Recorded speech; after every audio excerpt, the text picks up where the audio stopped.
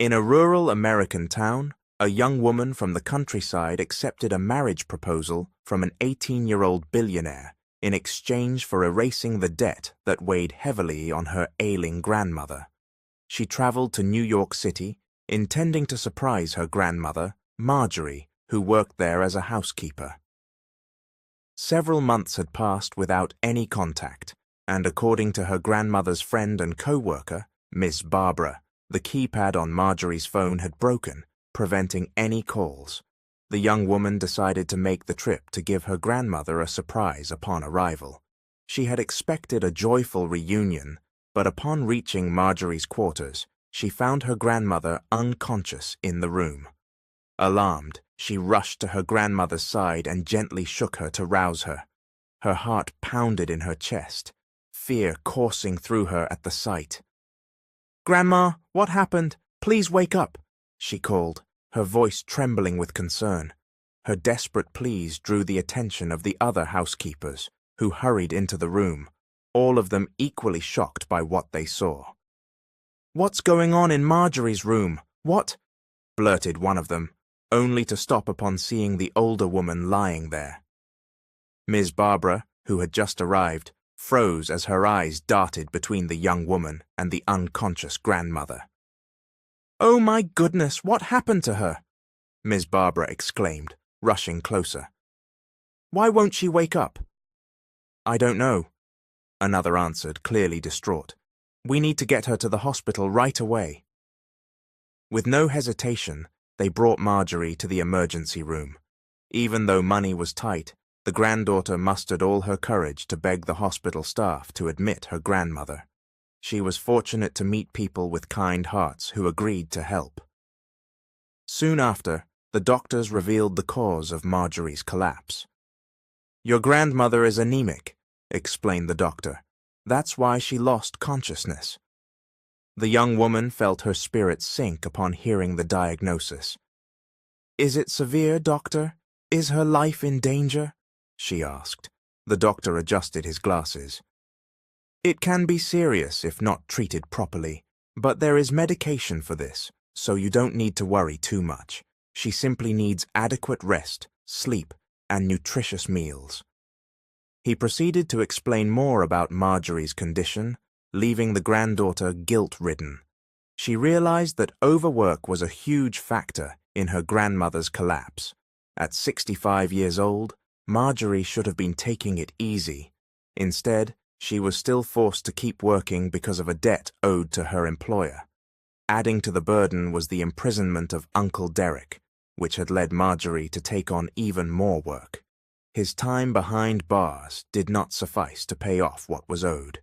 The granddaughter had no idea what kind of debt this was, but she feared that if her grandmother continued her grueling schedule, one day she might not wake up at all.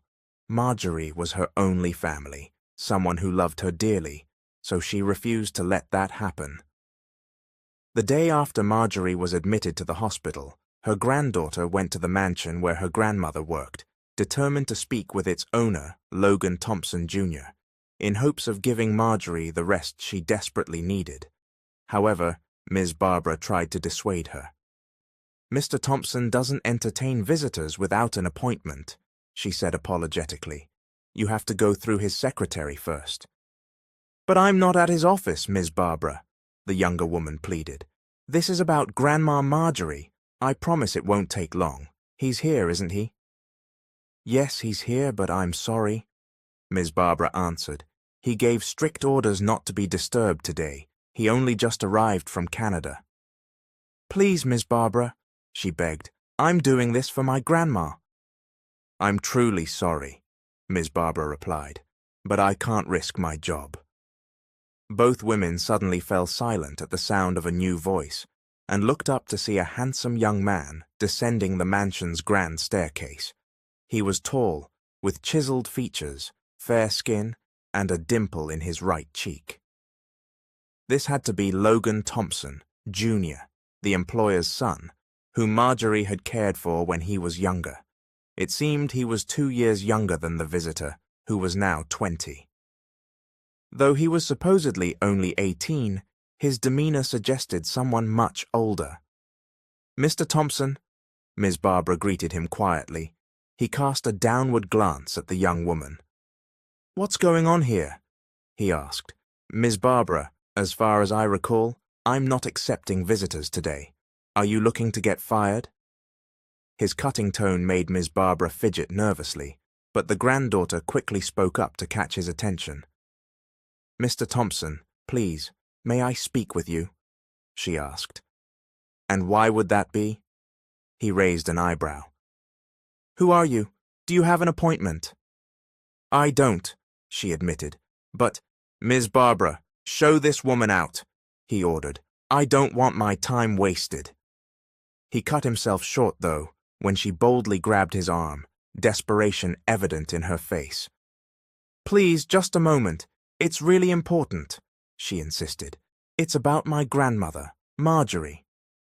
At the mention of Marjorie, his expression momentarily softened, though he tried not to let it show. Finally, he pried her hand from his arm and said, All right. Follow me.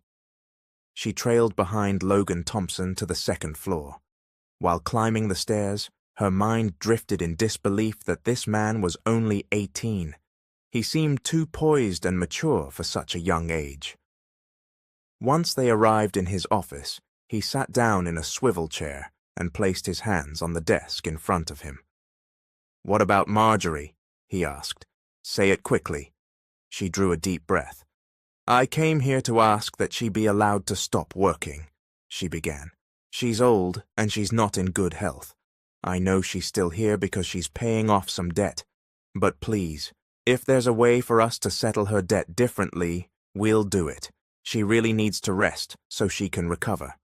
If necessary, I'll work on paying off whatever she owes, even if it's in monthly installments.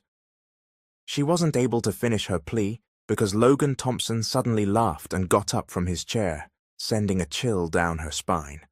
The laugh felt cold. What did you assume Marjorie's debt was? Money? He asked, stepping closer. Her neck craned back to meet his eyes, for he was so tall. That's not a simple cash debt, miss. It was a request she made that I initially didn't want to grant. She wanted her son released from jail in exchange for her lifelong service to me. Her eyes widened at that revelation. What? He kidnapped me when I was 17, Logan explained. He was sloppy and tried to shake me down for money. He clearly had no idea who he was dealing with. He thought I was just a friendless kid. A heaviness settled in her chest. She couldn't believe Uncle Derek would do such a thing.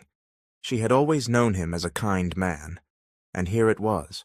Marjorie's service was the cost of a request she had made to free her son from prison.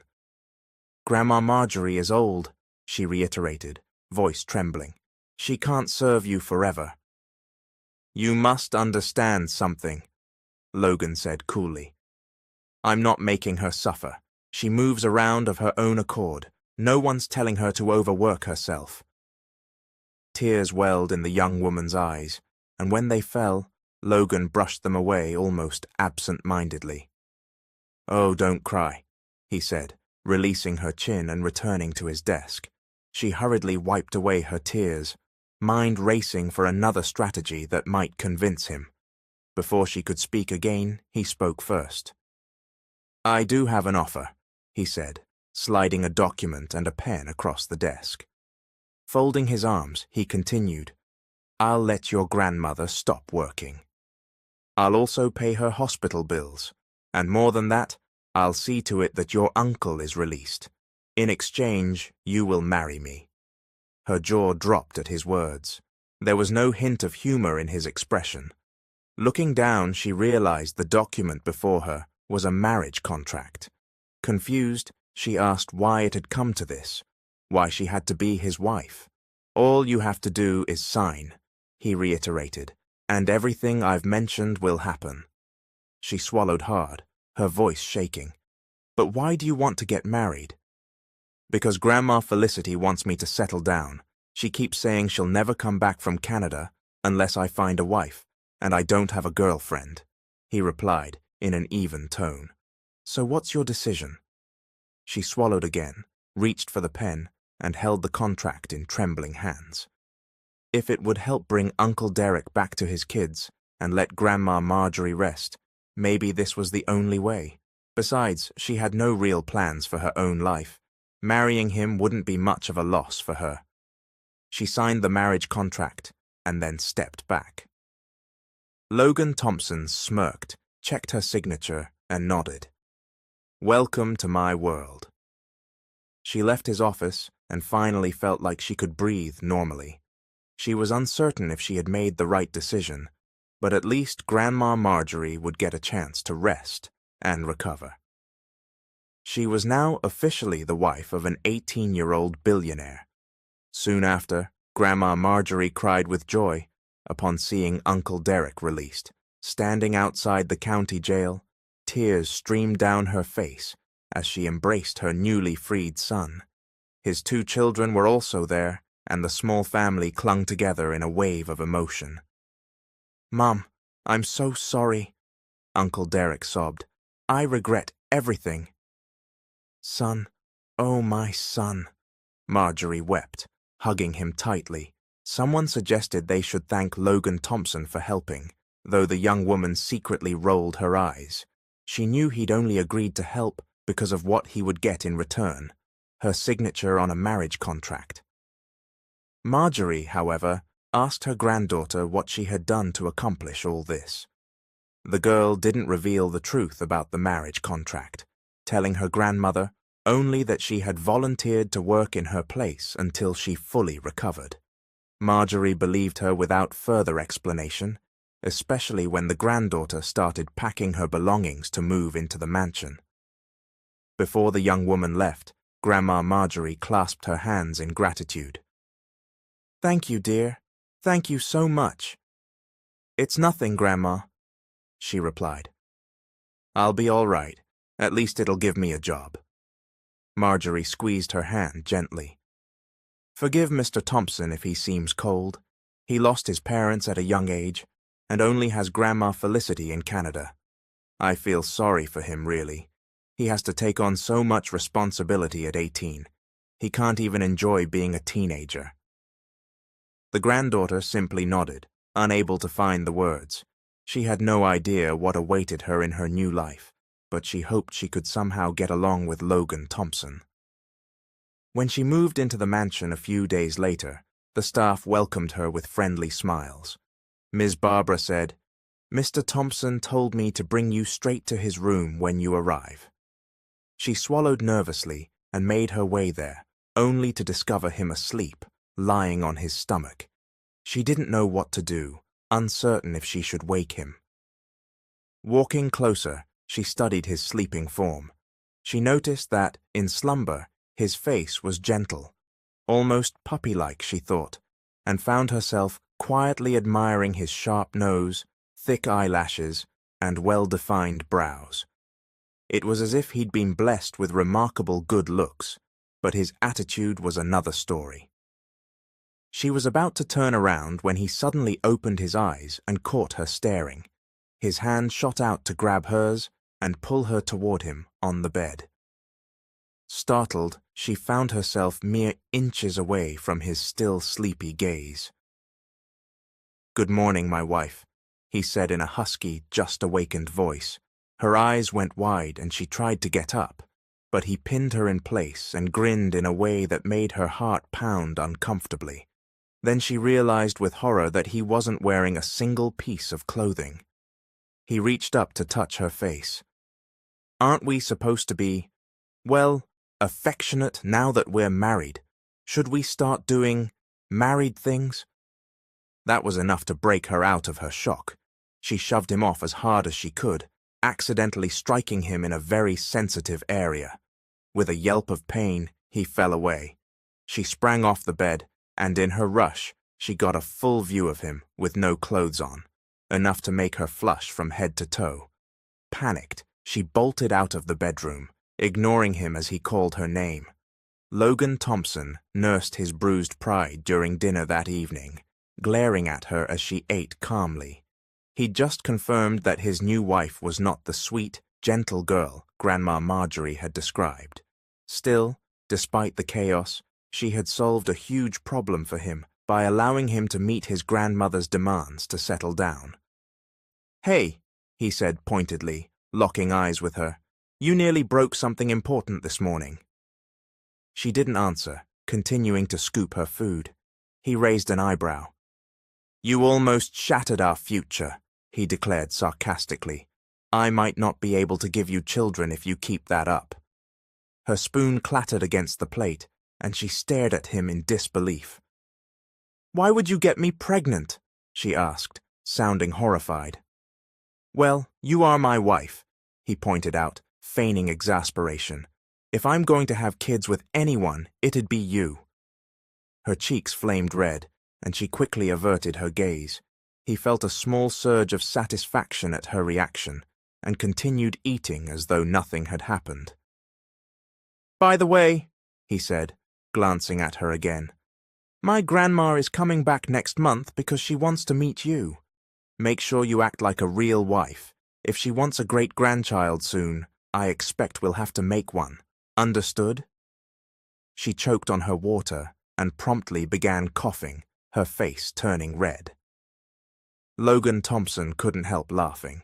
He kept a mischievous grin on his lips. Despite being married, he was still very much a CEO in the making, often underestimated by older, more experienced colleagues. Yet he'd had no choice but to grow up quickly after losing his parents. He assumed the mantle of CEO at a young age, sacrificing his adolescence for the family business. "Grandma Felicity wants you two to visit my rest house next month," his grandmother said over the phone. "Go and enjoy yourselves. Then I'll follow. I have lots of souvenirs to bring you." "Good morning, ma'am and sir. Welcome to the Thompson Rest House," greeted the caretakers with bright smiles. They arrived by midday, exhausted from the trip. Logan casually followed the staff who dragged their luggage inside. The property was large, with enough space for several guest rooms. "Why can't we just stay in separate rooms?" the young woman muttered, more to herself than to him. "There are plenty of rooms," Logan said, as though reading her mind. "But we're husband and wife. We stay in one room and do what married couples do, especially since Grandma Felicity is going to drop by eventually. We have to make sure she believes we're close." She had no argument against that, so she had to endure it, reminding herself again of what he'd done for her family. In the days that followed, Logan took her to a nearby farm owned by his family.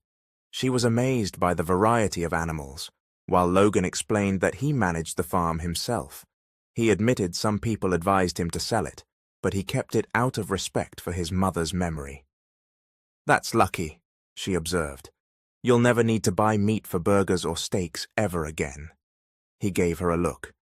"These animals aren't raised just to be roasted at my whim," he said. "They're sold to proper buyers." She rolled her eyes. "And they get turned into food anyway. Same outcome." He sighed, turning away. She spotted some horses and hurried over. Unfortunately, the first thing she saw was a pair of them, apparently in the midst of mating. "Oh!" she yelped wide-eyed. Logan stifled a laugh and said they had come at the wrong time.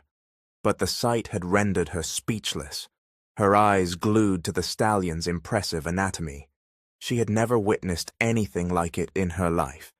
She didn't react until he placed a hand over her eyes. "Enjoying the view?" he teased. "Don't worry. One day we'll do that too." Her heart leapt, and she reddened at his insinuation, quickly trying to dismiss how easily his simple touch could affect her. She reminded herself that he was only 18, yet there were times she almost forgot because of how serious he seemed. Weeks passed at the Lake Tahoe house, and one morning Logan surprised her by cooking breakfast himself. She had discovered that he was allergic to shrimp. He had eaten it anyway to avoid hurting her feelings, leaving his face alarmingly red and swollen. They were in their shared bedroom, where she was tending to him. "That was stupid," she scolded, pressing a damp cloth to his forehead. "Why'd you eat it if you're allergic? You could have died." "It would have been a shame to waste your cooking," he replied, with a tired grin. "Besides, Dying because of something you made doesn't sound like such a bad way to go." She sighed and shook her head, about to walk away, but he caught her hand and pulled her onto the bed. A startled sound escaped her lips as she landed on top of him. "Is my wife angry?" he teased. She noticed how close they were, close enough that she could hardly move, her hands braced against his chest. She tried to figure out a way to push him off again, but in doing so, she brushed against a certain area and heard him groan. He closed his eyes, breath hitching. "Careful," he muttered. "Are you all right?" she asked, alarmed. Then she felt a hard bulge near her stomach, something that made her cheeks flame. Her hand, in a panic, pressed there, making him gasp in pain. "Oh, damn!" he hissed. She scrambled away, right as an elderly woman stepped into the room, dropping her bag at the sight. It was Grandma Felicity, Logan's grandmother, just back from Canada. "Logan! Oh my!"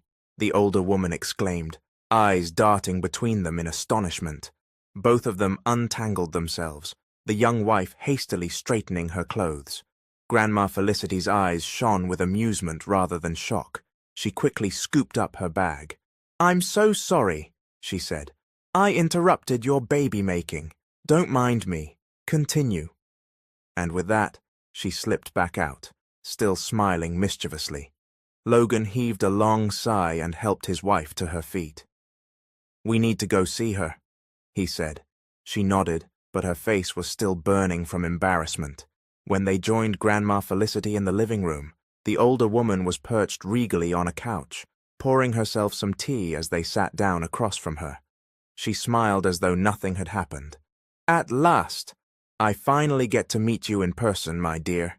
You must be the lucky woman who captured my grandson's heart," she said, beaming. The young wife offered a small smile. "Yes, ma'am. He's been very good to me," she answered, though inside her head she was recalling how good he'd really been. Logan placed a hand protectively on her shoulder. "I'm lucky too," he said, giving her a quick, knowing look. "She's caring, a great cook, and very loving." Grandma Felicity clapped her hands together excitedly. "Oh, that's wonderful news. Now I won't have to worry about you anymore, Logan. I can die happy someday." "Please don't say that, Grandma," Logan objected softly. She tittered. "So, should I be expecting a great-grandchild before the year ends? You're only 18, dear, so you should have a baby every year. That's how we build a big family line. Don't be like your father, who only managed to have one child." The wife blinked at how casually Grandma Felicity laid out her plan for them, as if she expected them to churn out children annually. That would quickly wear her out, but Logan just said, "All right, Grandma, we'll make sure to meet your expectations. Isn't that right?" He smirked in a way that made her blush. She tried to glare at him, but he squeezed her chin affectionately, and her cheeks turned even redder, a reaction that pleased him. Grandma Felicity squealed with delight. They spent the next few weeks at the rest house with Grandma Felicity, trying to show they were every bit the happy married couple. The older woman was fun-loving and affectionate, traits the young wife recognized in her own grandmother as well. She could see just how much Grandma Felicity cared for Logan, the sole family she had after his parents' death. One morning, the older woman ambushed the young wife while she was relaxing on the veranda. "How are you, dear? Have you made a baby with Logan yet?" She turned bright red. No, not yet, ma'am. We're taking things slowly." "Nonsense," Grandma Felicity declared, gently tapping her shoulder. "You've been married a month already. There's nothing normal about waiting that long. You should have started on babies by now." The younger woman fell silent, painfully aware that she and Logan had never even kissed in earnest. Grandma Felicity produced a red book, handing it over. "This has everything you need to know," she said. "Different positions, tips, all the good stuff. If he won't take the initiative, then you do it." "Ma'am, She was mortified. "I don't think—" "Just read it. There are video tutorials too. but I find those too graphic. It's better to learn from a book." Grandma Felicity pressed the book firmly into her hands. "Go on, don't be shy. You need to keep our family line going strong." The young woman was too stunned to reply. She was still trying to process the situation when Logan strolled out of the house sipping a cup of coffee. Spotting him, she reflexively hid the book behind her back. "What's that?" Logan asked. Nothing," she stammered. "Something your grandma gave me. It's not important." He arched an eyebrow, setting his coffee on the small table. "If it's nothing, then let me see." He reached out and she quickly backed away, but he was taller and easily snatched it from her. "Hey, give it back," she demanded, face flushing. He flipped through the pages, brows rising. Is this a book? Why are you so embarrassed?" He was about to open to another page when she shoved him hard in the chest. He lost his grip on the book, but in the push, she twisted her ankle, so they both ended up tumbling down onto the porch floor, landing in a heap. Just then, Grandma Felicity appeared behind the glass door, eyes lighting up in delight. "Well, well, have you been practicing the techniques in that book, dear?" she asked, laughing. Logan picked himself up, dusting off his clothes. "What book, Grandma?" he asked. "I gave your wife a guide on how married couples do things. There's no shame in it." The young woman's face could not get any redder. She clamped a hand over her mouth, wanting to vanish. It's just a cookbook, right? It's about cooking," she fibbed, stumbling over her words. "That's all?" Logan eyed her skeptically. "Cooking?" he echoed. "I guess if that's what Grandma says." She seized the book again and cradled it protectively. Grandma Felicity chuckled and teased them both, urging them to head to the kitchen and cook, if that was truly what they planned. During their month-long stay in Lake Tahoe, small miracles continued to happen. Logan even became more thoughtful, gifting his wife flowers every few days. Sometimes he cooked for her, took her swimming in the pool, or watched TV together in the evenings. Slowly, the initial hostility between them softened. She didn't expect they would ever get along, but they found themselves growing more comfortable with each other. After a few weeks of this, she finally gathered the courage to ask him a question while they shared a quiet evening on the rooftop, staring at the moonlit lake with glasses of wine in hand. "Why do you keep giving me flowers?" she asked. "Does it mean anything?" He glanced at her calmly. "Because you're my wife," he said, which left her feeling slightly disappointed. She drank the rest of her wine, her cheeks hot. "Is that the only reason?" she pressed. He stood up and moved behind her, making her turn her head in confusion. "Gather your hair on one side," he instructed. She set her glass aside, pulling her hair over her shoulder as he asked. He then slipped something around her neck. She heard a small click and looked down to see a beautiful necklace resting at her collarbone. He placed his hands gently on her shoulders. "I'm in love with you," he murmured. Her heart pounded. She looked back at him, her eyes wide. "You..." "What?" His expression was serious as he repeated, "I'm in love with you." Leaning down, he kissed her gently. That was the moment everything changed. Their complicated relationship found a turning point in that kiss, accompanied by the tender gift of a necklace. It suddenly became clear that fate had conspired in its own way. A desperate deal to save her grandmother and uncle had led them to each other, and now her heart was finally ready to accept it. After 1 month, they returned to New York so life could return to normal. Yet something had changed. Madison and Logan now cared about each other. Logan even brought her, along with Grandma Felicity, to his company to introduce Madison as his wife. It became big news in the media, and Madison was shocked to learn how famous Logan's family really was. Because of this, Grandma Marjorie also found out about their marriage. During a phone call, Grandma Marjorie sounded completely stunned. "You've been lying to me, child. Are you really married to Logan?" she asked in disbelief. How did that even happen when you'd never met him before? Madison cleared her throat and glanced at Logan, who was in his office listening to her call. Grandma, the thing is, did you cast a spell on him, Madison? Grandma Marjorie accused. Why on earth would you do that? Madison blushed. I did not, Grandma. If anything, he's the one who put a spell on me. That's probably why I love him now, she added, rolling her eyes when Logan gave her a playful smirk. Anyway, Grandma Marjorie, please don't worry about me. I'm happy with my life now, so there's no need to be upset. You really scared me, child, and then you startled me further by popping up on TV, the two of you. Of course that made me panic. Everybody in our town is talking about it. Madison sighed. Let them talk, Grandma. It won't improve anyone's life. Please don't stress yourself. Remember what the doctor said. Oh, all right, Grandma Marjorie replied. You still shocked me, but take care, okay?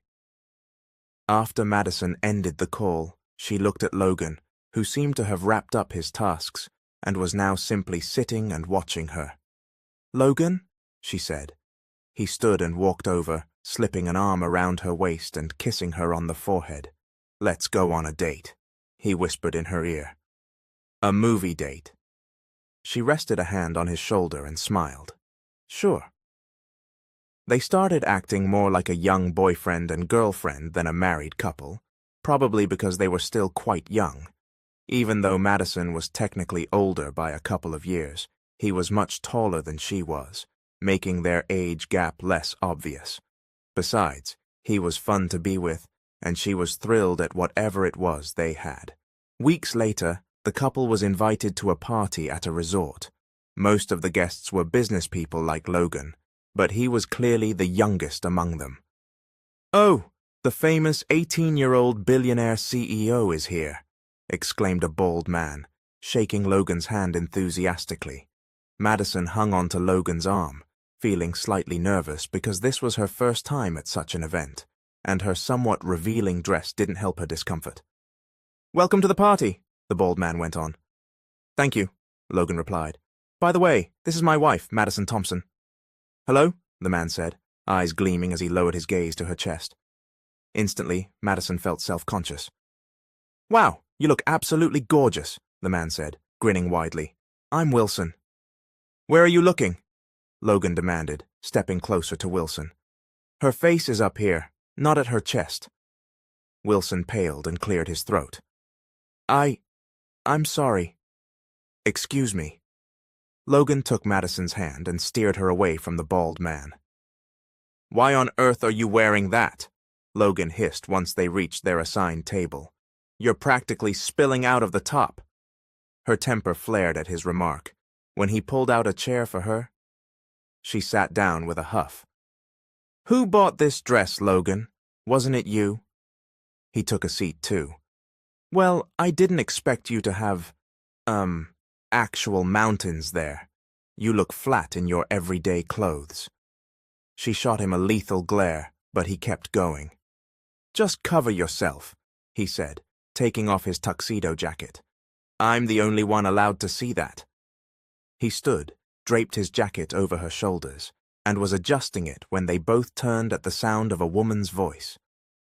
Oh my, how sweet, said a striking woman with short hair, wearing a red dress that matched her red lipstick.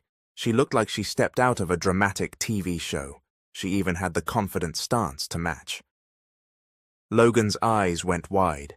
Candace, he muttered. The woman, Candace, gave him a sugary smile and batted her eyelashes at him.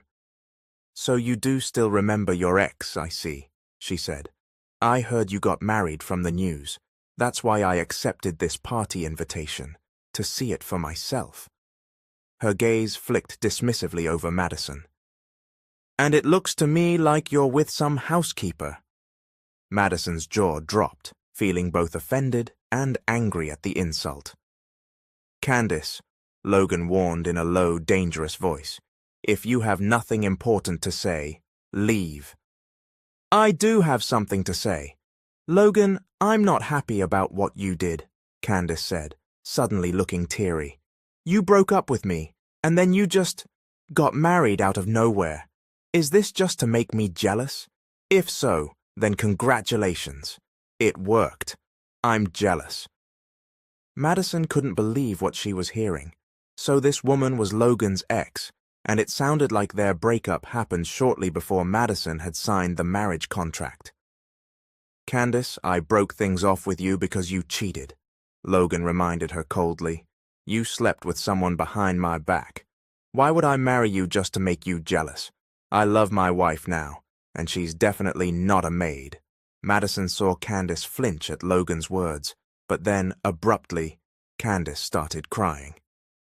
Logan, I'm pregnant. I already told my parents that you're the father, and they want to see you. They want to talk with you. Madison felt her world crumble in that instant. The coat she had been clutching slipped off her shoulders, and she felt her heart twist painfully. What the? Candace, that's not…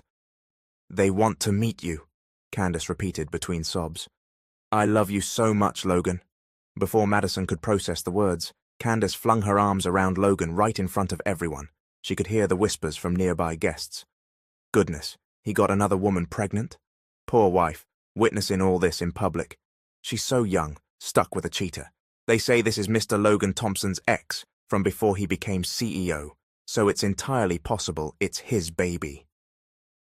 Logan shoved Candace away, sending her stumbling onto the floor. Without missing a beat, he turned to Madison and grabbed her shoulders. Nothing she said is true. There's no baby, not from me. Let go of me, Logan.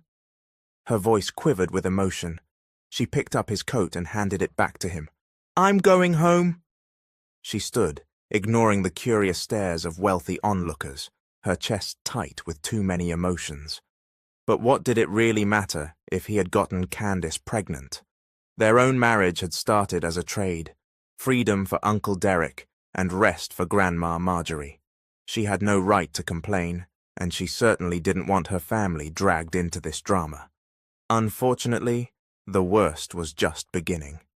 After that party, Candace started showing up at the mansion, insisting that Logan accompany her to meet her family. Logan confided to Madison that Candace's baby wasn't his, claiming to be completely innocent, and hinting that Candace's lover was actually an older, married man. Candace was supposedly blaming Logan so her married partner wouldn't face disgrace. On a day Logan was at work, Candace arrived at the mansion. She plopped herself down on the sofa, even kicking her feet up on the coffee table, and addressed Madison with a smirk. I'm waiting for Logan. I'm not here to see you, she declared, stroking her barely there baby bump. I'm really going to have his baby. Madison crossed her arms. Then why did you sneak around with that older married man? She asked, voice dripping with sarcasm. Candace bolted upright. What did you say? Oh, pardon me. Logan said the father of your child is an older married man. Madison shrugged.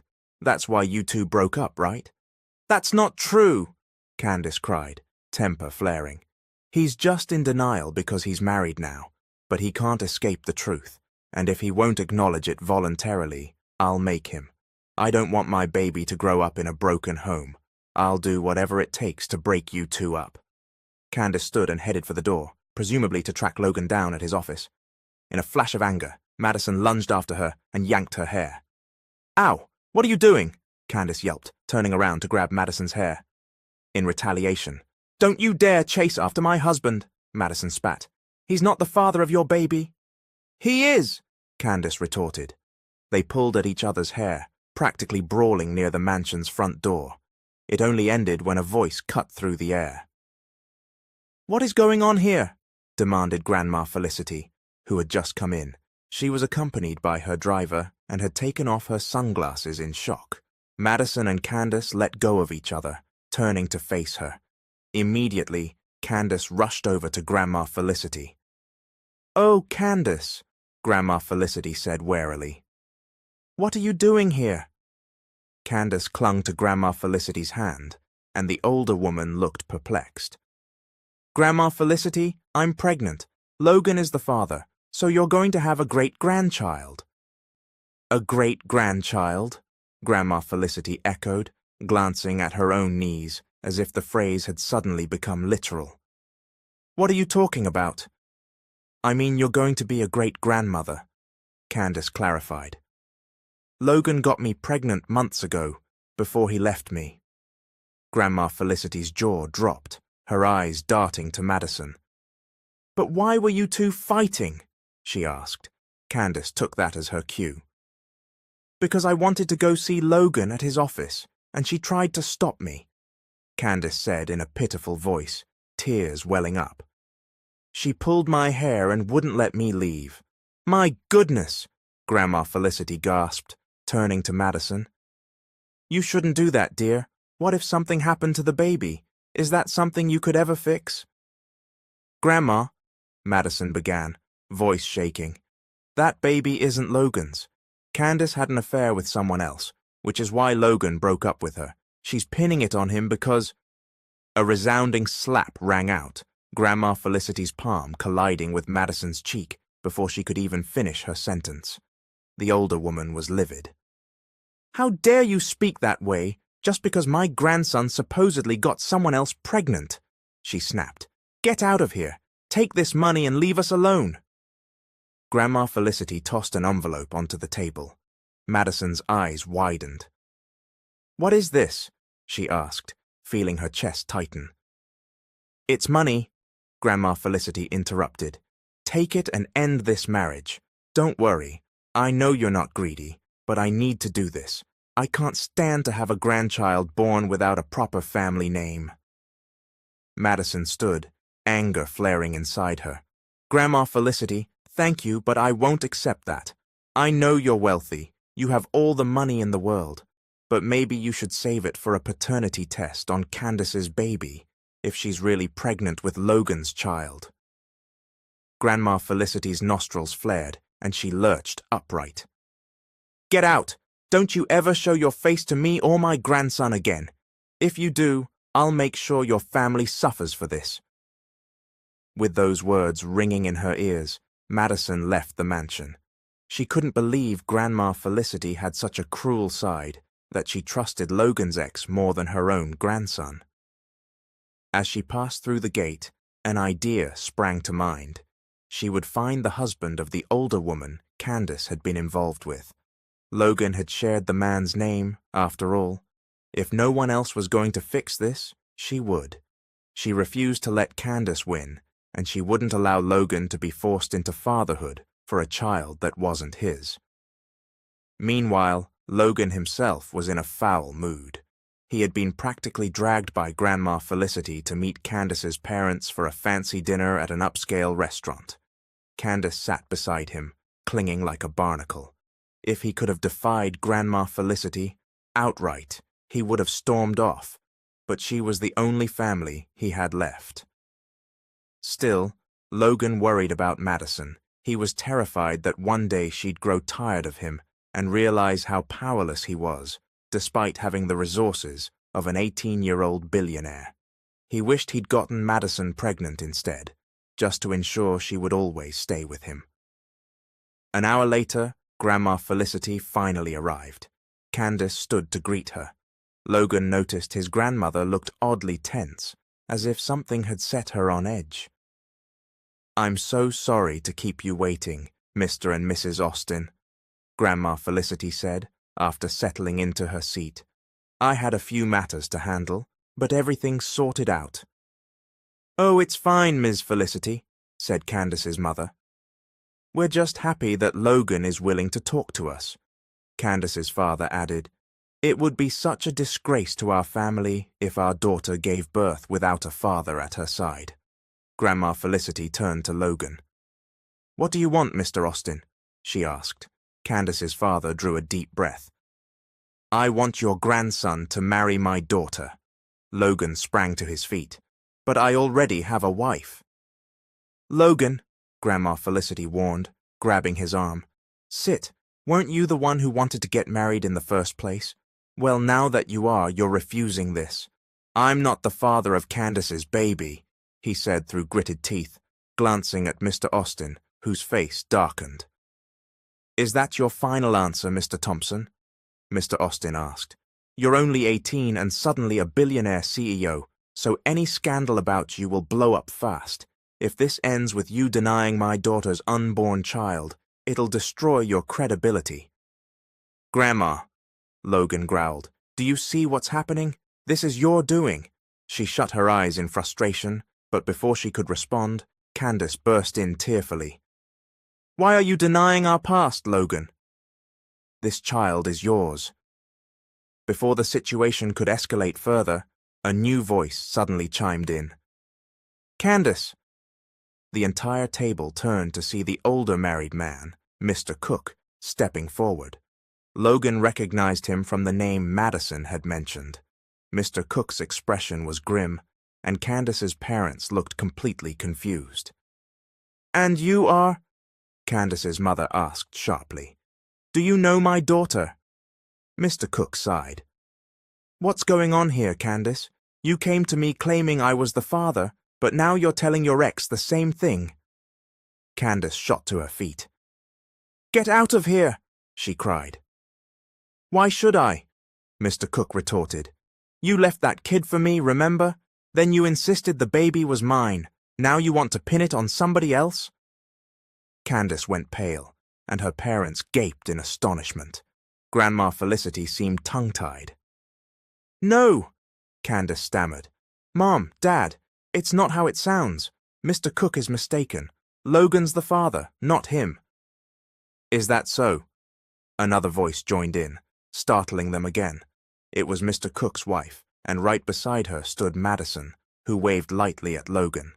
Logan nearly sagged in relief at the sight of his wife. Mr. Cook's wife fixed her glare on Candace. "You told my husband he was the father, so what's this about your ex now?" Candace took a step back. You misunderstood. He isn't—" "You sneaky homewrecker," Mr. Cook's wife hissed. Without warning, she slapped Candace hard across the face, right there in front of Mr. and Mrs. Austin. "And you knew he was married, but you went after him anyway. Was it fun? Do you like hooking up with older men?" Mrs. Austin tried to compose herself. "Do you have evidence for these claims, Mom? Otherwise, I could sue you for slander." "I don't care if you sue me," Mr. Cook's wife said flatly. "You should keep your daughter on a leash." She dumped a stack of photos onto the table, pictures of Candace and Mr. Cook, some of them shockingly explicit. Candace gasped and clutched her head, while her parents stared in horror. Grandma Felicity, too, was speechless. It became painfully clear that Logan had no responsibility for any child in Candace's womb. Logan quietly stood up. "I think I've seen enough, Mr. and Mrs. Austin. Have a good day." He strode away from the table and went straight to Madison, who was waiting for him. Without hesitation, he pulled her into a tight hug and kissed her. "That was you, wasn't it?" he murmured, bringing in Mr. Cook and his wife. "Yes," Madison replied softly. "I'm your wife, Logan. I won't let anyone take you away from me." He gently pinched her cheek, unable to hide his grin. Any frustration he'd felt melted away. He slipped an arm around her and kissed her on the forehead. "Let's get out of here." They exited the restaurant with Logan's arm draped over her shoulders. He realized just how lucky he was to have Madison. She never gave up on him and was the only one who truly believed him. He chose not to return to the mansion just yet. Instead, they spent the afternoon strolling around the city. They held hands while they watched a street clown perform for passers-by. He couldn't help smiling at his wife, wishing they could freeze this happiness in time. "We're still moving out, even though Candace is gone now, right?" Madison asked as they walked along the sidewalk. By then it was 10 at night, and Logan's bodyguards were keeping a discreet distance so as not to intrude on their moment. He stopped, turned to face her, and touched her chin, prompting her to stop as well. "Yes, it's better for us to have our own place, so we'll have some privacy." She placed her hands on his shoulders. What about Grandma Felicity? She'll be lonely without us. She won't be staying here long, he answered. She plans to go back to Chicago soon, where she really lives. And in the meantime, I can let your family use the mansion if you like. That way it won't sit empty. Her eyes grew round.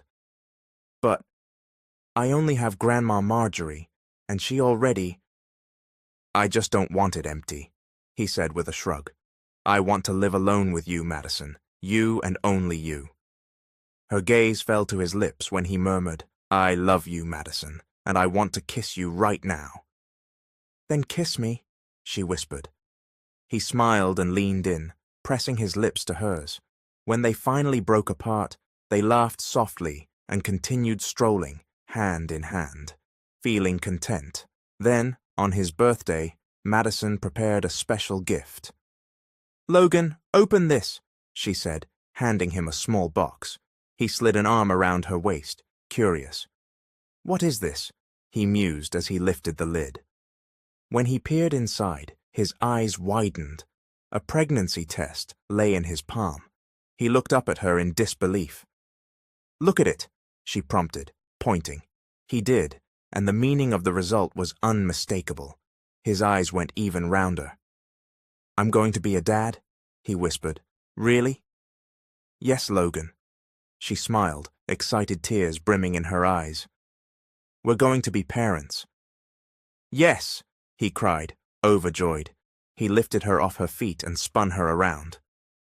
Thank you, Madison. Thank you for making me the happiest man alive. This is the best present I've ever gotten. He planted a kiss on her lips, and she laughed softly, leaning into him. She reflected that, once upon a time, she'd thought being married to an 18-year-old billionaire was a curse, but it turned out to be a blessing in disguise. This was how their story began. The end.